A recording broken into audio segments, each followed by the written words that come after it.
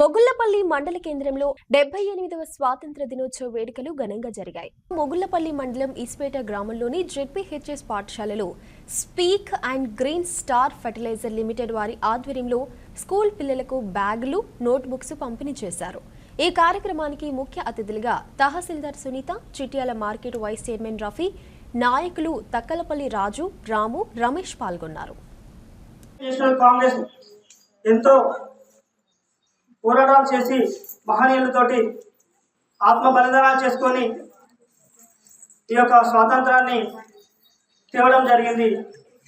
ఎందుకంటే ఈ యొక్క స్వాతంత్రంలో మనం ఈరోజు స్వేచ్ఛావాయువులు పీల్చుకుంటున్నామంటే, అందరికీ సంక్షేమ ఫలాలు అందుతున్నాయంటే, ఇక పూర్తి స్థాయిలో అందాలంటే ఈ యొక్క వ్యవస్థను మనందరం కూడా కాపాడుకోవాల్సిన అవసరం ఉంటుంది. ఈ యొక్క పాఠశాలకు మా వంతుగా ఎప్పటికీ సహాయ సహకారాలు ఉంటాయని ఈ యొక్క ఇస్టిపేట గ్రామంలో మా మిత్రుడు మీకు ఇక్కడ తక్కలపల్లి రాజు గారు ఉన్నారు. యాజమాన్యానికి చెప్తా ఉన్నాం, మీకు ఏ సమస్యలు ఉన్నా కూడా మా దృష్టికి తీసుకొస్తే మా సాధ్యమైనంత వరకు ఎమ్మెల్యే గారితో చెప్పి ఈ యొక్క సమస్య పరిష్కారం చేసే దిశగానే ప్రయత్నం చేస్తాం. ఎందుకంటే ఎలక్షన్స్ అనేది ఓట్లు అనేది అప్పటి వరకే. ఈ 5 సంవత్సరాలు డెవలప్ అయిందే మా ఆలోచన ఉంటుంది, అన్యతగా భావించాలి ఎవరు. మా సహాయ సహకారాలు ఎప్పుడు ఉంటాయని, మా యొక్క సేవ అనేది పేద ప్రజలకు, విద్యార్థులకు అందే విధంగా, వైద్యం మీద ఉండే విధంగా, రైతులకు సంక్షేమాలు అందే విధంగానే మా ప్రయత్నం ఉంటుందని చెప్పేసి రాజకీయాలకు అతీతంగానే పనిచేస్తామని. నేను చిన్నప్పుడు ఇక్కడ చదువుకున్నప్పుడు 100 మంది ఉండేది, కానీ ఇవాళ జస్ట్ ఒక 50-60 మందితో మనం జరుపుకోవడం చాలా దురదృష్టకరం. నేను మేడం, ప్రిన్సిపల్ మేడంకి చిన్న రిక్వెస్ట్, మేడం మీరు ఇక్కడ ఉన్నటువంటి ఏదైతే ఉందో ఈ స్కూల్కి వచ్చే వ్యాన్లు కానీ, హైయర్ ఎడ్యుకేషన్ వ్యాన్లు కానీ ఏదైనా మీరు ఆపండి మేడం. దానికి 100%గా మేము కోఆపరేషన్ చేస్తాం. మీకు కూడా ఇంతకుముందు కూడా చెప్పినాం. ఎందుకంటే ఈ స్కూల్ని ఇట్లా చూడడం అనేది చాలా అంటే చాలా బాధాకరమైన విషయం.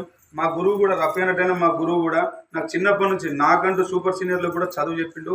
కానీ అప్పుడు ఉన్న స్కూళ్ళు కూడా, అప్పుడు మనకి ఇక్కడ సుభాషిణి స్కూల్ ఉండే, దాంట్లో కూడా పబ్లిక్ ఉండే, దీంట్లో కూడా స్టూడెంట్స్ ఉండే, ఫుల్ స్టూడెంట్స్ ఉండే.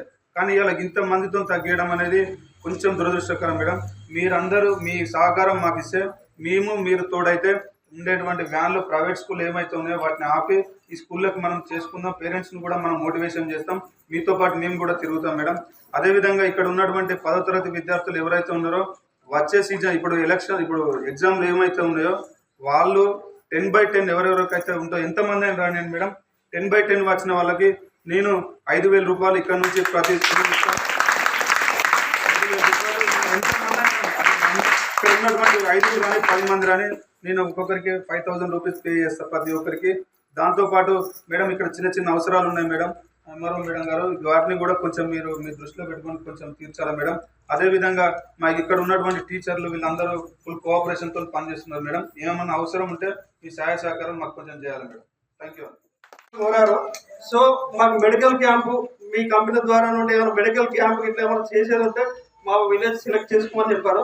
సో మీరు అది కూడా మా పై అధికారులకు చెప్పి నేను డెఫినెట్గా మేము అది సక్సెస్ అయ్యేటట్టు మీరు చూసుకుంటామని తెలుసుకుంటాం. ఈ యొక్క అవకాశం ఇచ్చిన ప్రిన్సిపల్ మేడానికి అందరికీ కూడా